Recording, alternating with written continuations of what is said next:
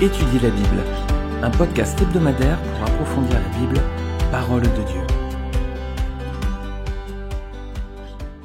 Bonjour à tous, ravi de vous retrouver, nouvel épisode d'Étudier la Bible, premier chapitre du livre des Juges. Voilà, on entame cette étude à présent dans ce livre important de la parole, le livre des Juges. Et bien on va lire aujourd'hui ce premier chapitre du livre des Juges pour l'étudier ensemble, Juges chapitre 1. Après la mort de Josué, les Israélites consultèrent l'Éternel en disant « Qui de nous montera le premier contre les Cananéens pour les attaquer ?» L'Éternel répondit « C'est Juda qui montera. Voici, j'ai livré le pays entre ses mains. » Juda dit alors à son frère Siméon « Monte avec moi dans le pays qui m'est attribué par tirage au sort, et nous combattrons les Cananéens. J'irai aussi avec toi dans celui qui t'a attribué. » Et Siméon l'accompagna. Les habitants de Juda montèrent, et l'Éternel livra les Cananéens et les Phéréziens entre leurs mains. Ils battirent 10 000 hommes à Bézek. Ils y trouvèrent le roi Adoni-Bézek et l'attaquèrent, et ils battirent les Cananéens et les Phéréziens. Adoni-Bézek prit la fuite, mais ils le poursuivirent et le capturèrent. Puis ils lui coupèrent les pouces des mains et des pieds. Adoni-Bézek dit « Il y avait 70 rois aux pouces des mains et des pieds coupés, qui ramassaient les miettes sous ma table. Dieu me rend ce que j'ai fait. » On l'emmena à Jérusalem, et il y mourut. Les Judéens attaquèrent Jérusalem et s'en emparèrent. Ils la frappèrent du tranchant de l'épée et mirent le feu à la ville. Ils descendirent ensuite pour combattre les Cananéens qui habitaient la montagne, la région du sud et la plaine. Ils marchèrent contre les Cananéens qui habitaient à Hébron, appelés autrefois Kirjat-Arba, et battirent Sheshaï, Aïman et Talmaï. De là ils marchèrent contre les habitants de Débir qui s'appelaient autrefois Kirjat-Séfer. Caleb dit « Je donnerai ma fille Aksa pour femme à celui qui battra Kirjat-Séfer et qui la prendra. » Othniel, fils de Kénas, le frère cadet de Caleb, s'en empara. Caleb lui donna alors sa fille Aksa pour femme. Dès son arrivée chez Othniel, elle le persuada de demander un champ à son père. Elle descendit de son âne et Caleb lui dit « Qu'as-tu » Elle lui répondit « Fais-moi un cadeau. En effet, tu m'as donné une terre située au sud, donne-moi aussi des sources d'eau. » Et Caleb lui donna les sources supérieures et les sources inférieures. Les fils du Kénien, du beau-père de Moïse, montèrent avec les Judéens de la ville des Palmiers jusque dans le désert de Juda, au sud d'Arad, et ils vinrent habiter parmi le peuple. Juda se mit en marche avec son frère Siméon, et ils battirent les Cananéens qui habitaient à Tséphas. Ils vouèrent la ville à la destruction, et on l'appela Horma. Juda s'empara encore de Gaza, d'Ascalon et d'Écron, chacune avec son territoire. L'Éternel fut avec Juda, qui se rend 10 mètres de la montagne, mais il ne put chasser les habitants de la plaine parce qu'ils avaient des chars en fer. On donna Hébron à Caleb, comme l'avait dit Moïse, et il en chassa les 3 descendants d'Anak. Les Benjaminites ne chassèrent pas les Jébusiens qui habitaient à Jérusalem, et ceux-ci ont habité jusqu'à aujourd'hui dans Jérusalem avec les Benjaminites. La famille de Joseph monta aussi contre Béthel, et l'Éternel fut avec eux. La famille de Joseph fit explorer Béthel, qui s'appelait autrefois Luz. Les guetteurs virent un homme sortir de la ville et lui dirent « Montre-nous par où nous pourrons entrer dans la ville et nous te ferons grâce. » Il leur montra par où ils pourraient entrer dans la ville. Ils frappèrent alors la ville du tranchant de l'épée, mais ils laissèrent partir cet homme et toute sa famille. Cet homme se rendit dans le pays des Hittites. Il y construisit une ville et l'appela Luz, nom qu'elle a porté jusqu'à aujourd'hui. Manassé ne chassa pas les habitants de Beth-Shean, Tanak, Dor, Shibléam, Megiddo et des villes qui en dépendaient. Les Cananéens voulurent rester dans ce pays. Lorsqu'Israël fut assez fort, il soumit les Cananéens à des corvées, mais il ne les chassa pas. Éphraïm ne chassa pas les Cananéens qui habitaient à Gézer, et ceux-ci habitèrent au milieu d'Éphraïm à Gézer. Zabulon ne chassa pas les habitants de Kitron, ni ceux de Nahalol. Les Cananéens habitèrent au milieu de Zabulon, mais ils furent soumis à des corvées. Azer ne chassa pas les habitants d'Akko, ni de Sidon, d'Akalal, d'Aksib, de Elba, d'Afik et de Rehob. Les Assyrites habitèrent au milieu des Cananéens qui étaient installés dans le pays, car ils ne les chassèrent pas. Nephtali ne chassa pas les habitants de Beth-Shemesh, ni ceux de Beth-Anath. Il habita au milieu des Cananéens qui étaient installés dans le pays, mais les habitants de Beth-Shemesh et de Beth-Anath furent soumis à des corvées. Les Amoréens repoussèrent les Danites dans la montagne, ils ne les laissèrent pas descendre dans la plaine. Les Amoréens voulurent rester à Ar-Héres, à Ajalon et à Chalbim, mais la famille de Joseph domina sur eux et ils furent soumis à des corvées. Le territoire des Amoréens partait de la montée d'Akrabim, de Séla, et couvrait le territoire situé au-dessus. Alors les amis, on va regarder ce passage. Ce premier texte déjà peut se découper en 2 parties distinctes. Versets 1 à 20 on va voir les conquêtes d'Israël, et versets 21 à 36, on va voir ses échecs à prendre les villes du pays promis.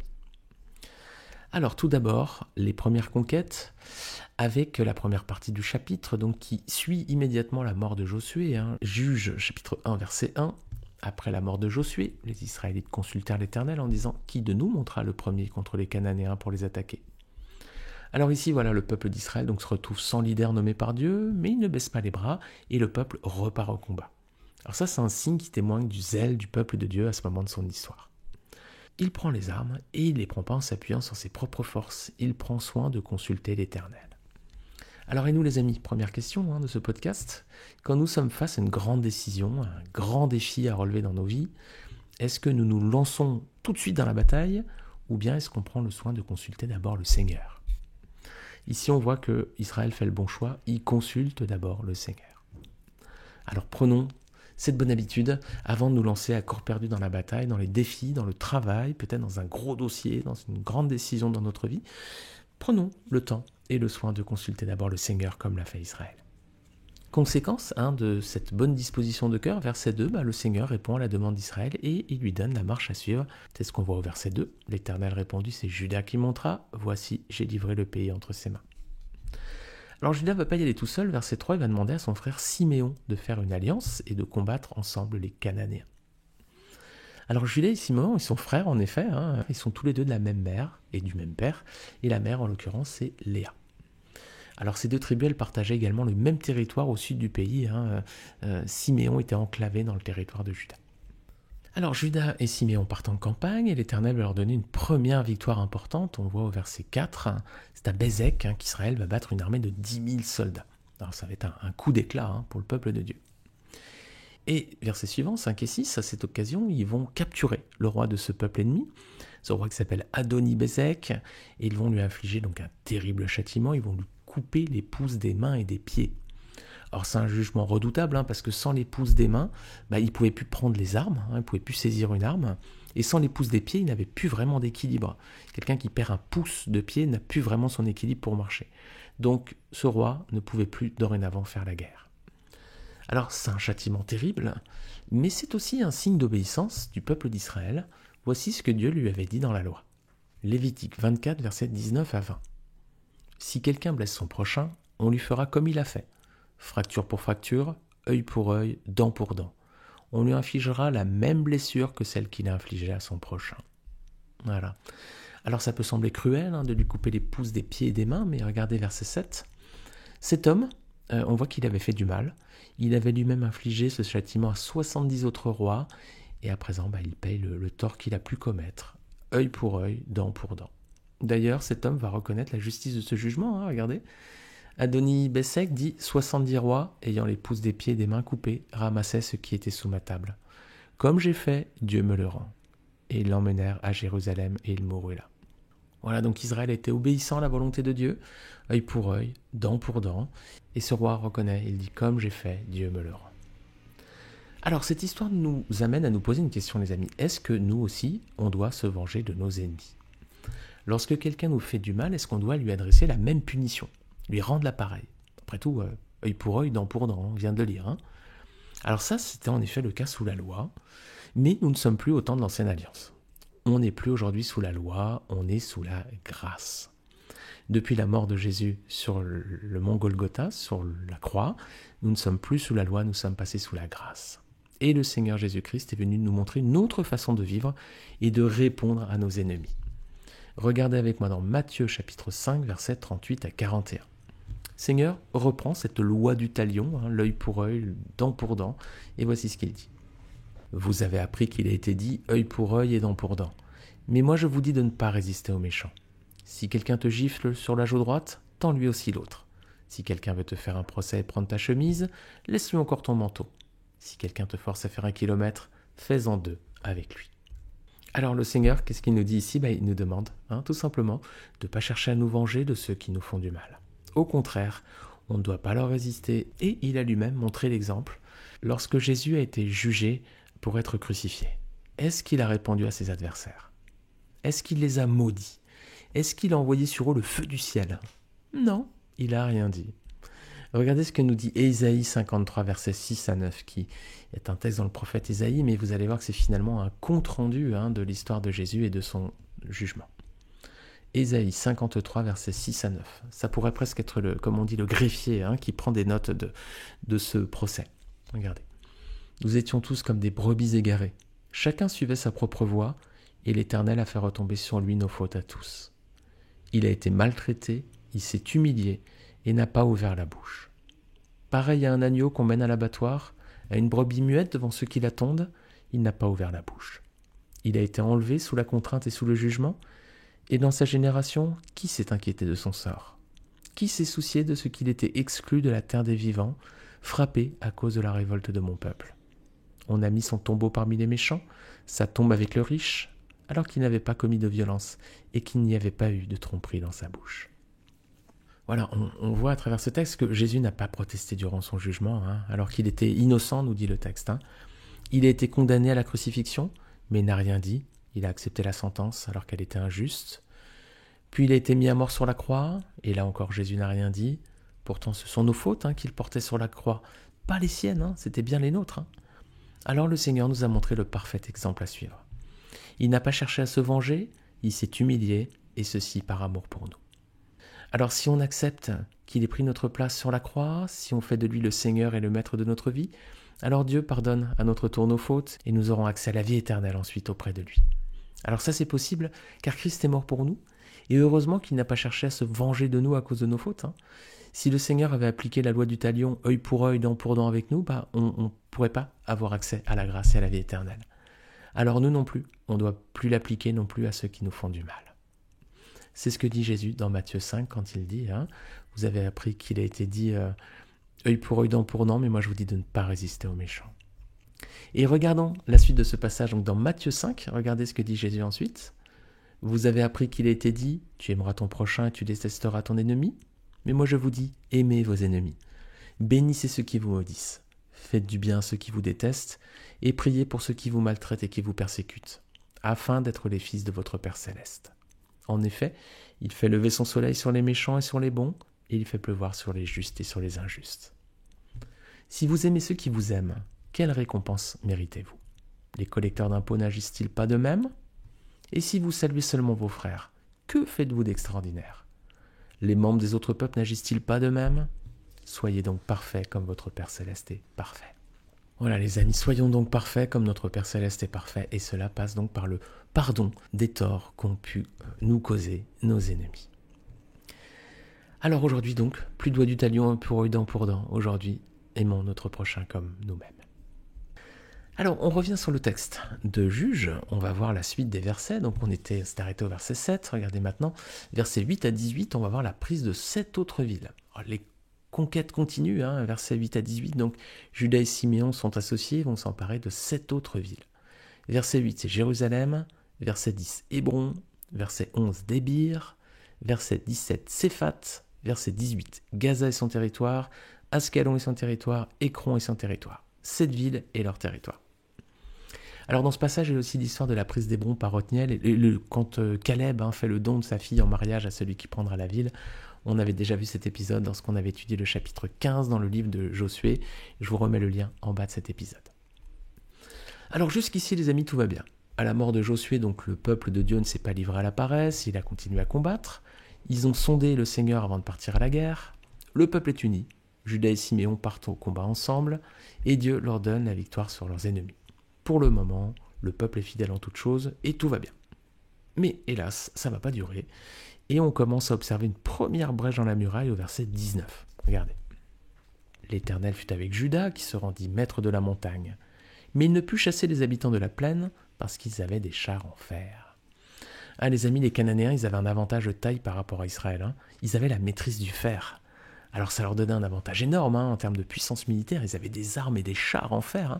Rappelez-vous Goliath qui avait une lance large comme un tube de métier à tisser. Donc ils avaient une puissance supérieure à Israël. Mais est-ce que c'était un avantage insurmontable? Non. Si vous regardez deux passages, Josué 11.6 et Josué 17.18, c'était pas un avantage définitif sur Israël. Je vais juste te lire Josué 11.6. L'Éternel dit à Josué, n'aie pas peur d'eux, car demain, à ce moment-ci, je les livrerai tous, blessés à mort à Israël. Tu mutileras les jarrets de leurs chevaux et tu brûleras leurs chars. Ah puis allez, je vais lire aussi le deuxième passage du coup. J'avais dit donc Josué 11:6 et Josué 17-18. Mais vous aurez une région montagneuse. Certes, c'est une forêt, mais vous la défricherez, elle sera à vous jusque dans ses extrémités, car vous chasserez les Cananéens malgré leurs chars en fer et malgré leur force. Donc vous voyez, le Seigneur avait promis la victoire à Israël. Donc avec plus de foi, Israël aurait pu remporter la victoire sur ses ennemis, même s'ils étaient équipés de chars de fer, donc malgré leur supériorité militaire. Alors on voit ici un manque de foi de la part du peuple de Dieu, et ça va faire qu'empirer les amis. C'est ce qu'on regarde à présent dans la deuxième partie du texte, donc versets 21-36. Là, on va voir à présent une longue liste de peuples qu'Israël n'a pas chassés du pays promis. Ça commence verset 21 avec Jérusalem. Regardez ce qu'on lit. Les fils de Benjamin ne dépossédèrent pas les Jébusiens qui habitaient Jérusalem, et les Jébusiens ont habité jusqu'à ce jour à Jérusalem avec les fils de Benjamin. Versets 27-28, c'est au tour de Manassé de ne pas déposséder les peuples de 5 villes qu'il venait de recevoir en héritage. Et verset 29, c'est plus Manassé, mais c'est son frère maintenant, Éphraïm. Il fait la même chose, et voilà, il ne dépossède pas non plus ces peuples. Pourtant, le Seigneur leur avait promis la victoire. Regardez, voici ce que Josué avait dit à la descendance de Joseph. Josué 17, donc 17-18. Josué dit à la maison de Joseph, à Éphraïm et à Manassé, « Tu es un peuple nombreux et ta force est grande. Tu n'auras pas seulement un lot, car la montagne t'appartiendra. Comme c'est une forêt, tu la défricheras, et ses issues seront à toi, car tu chasseras les Cananéens, quoi qu'ils aient des chariots de fer et quoi qu'ils soient puissants. » Donc il y avait la promesse de victoire pour ces peuples. Mais vous voyez le manque de foi qu'ils ont pu avoir. Alors hélas, ces autres tribus d'Israël vont suivre cette même voie de défaite. Verset 30, c'est Zabulon. Verset 31-32, c'est Aser. Alors Aser, vous avez regardé la liste, elle est encore plus grande. Il y a 7 villes qu'il n'a pas dépossédées. Et la terminologie qu'a employée, c'est important, regardez. Juge 1, verset 31-32. Vous allez voir, c'est un peu atypique pour Aser. Il y a un petit détail qui ne trompe pas.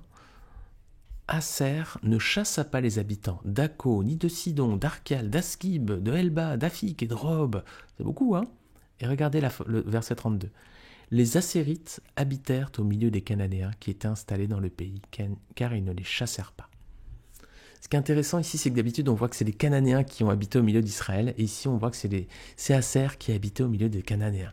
Ça veut quand même bien dire quelque chose, c'est qu'ils étaient complètement, finalement, soumis à ce peuple de Canaan. La terminologie ici, elle est vraiment importante.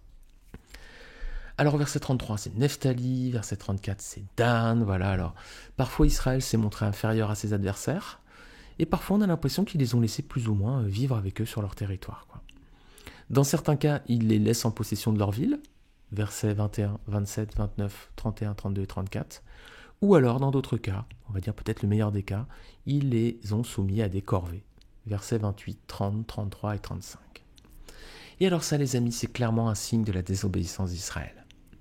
Avant d'entrer en Canaan, rappelez-vous, on l'a déjà dit, mais si vous prenez peut-être ces podcasts en cours de route, rappelez-vous que Dieu leur avait demandé d'exterminer tous les peuples qui habitaient Canaan. Ceci afin que le peuple de Dieu, Israël, ne se livre pas aux pratiques païennes, aux pratiques abominables de ces peuples. C'est des peuples qui brûlaient leurs enfants par le feu en sacrifice à des idoles. Donc Dieu voulait qu'ils les exterminent pour ne pas se livrer à leurs pratiques abominables, qui ne se tournent pas vers leur Dieu. Et donc ces peuples sont une image aujourd'hui du péché qu'on pourrait laisser dans nos vies. Dieu veut aussi qu'on éradique tout le péché dans nos vies. Pas de cohabitation, on ne soumet pas le péché à des corvées ou autres. On n'essaie pas de l'astreindre à quelque chose, on s'en débarrasse. Mais Israël n'a pas été fidèle, et donc ils ont laissé cohabiter ses habitants au milieu d'eux, ce qui va vite se révéler une occasion de chute, comme on va le voir au fil des prochains chapitres. Alors donc, tant qu'Israël se montre fidèle et obéissant, il a encore la victoire, on le voit au début du chapitre, et puis dès qu'il se montre infidèle et désobéissant, il va en payer le prix, et c'est ce qu'on va voir donc dans les prochains épisodes de podcast. Voilà les amis, merci beaucoup encore une fois de votre écoute, vous avez tenu bon là pendant 20 minutes, quel plaisir d'avoir passé ce moment avec vous.